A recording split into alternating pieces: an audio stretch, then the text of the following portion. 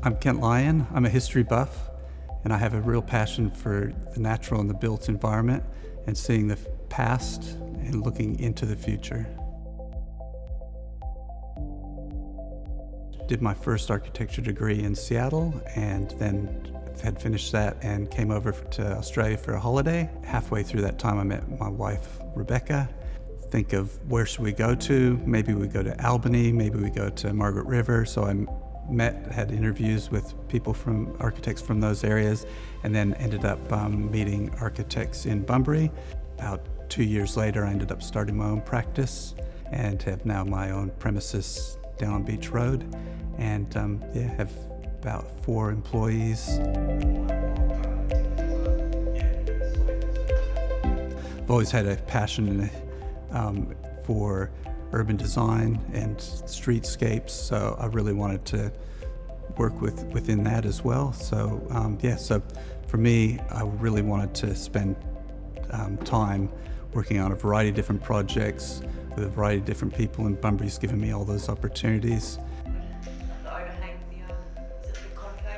It's funny because when I first started working in Bunbury, I don't think I had any projects in Bunbury, and it took almost like 10 years before I eventually got some of my projects closer to Bunbury. And so, but now it almost feels like almost all my projects are in Bunbury. And they often say in architecture, you don't get a lot of repeat clients, but I've been really lucky. I've had the experience with the previous owners of this the Lyric Theater, and then I've also had some medical practitioners, and I've worked on both their rooms and then also on their own houses. So it's been a good experience for me because I've gotten to meet a lot of different people. I've gotten involved with the different community groups. I've got my Bunbury Boys Book Club that I think we hit 20 years this year.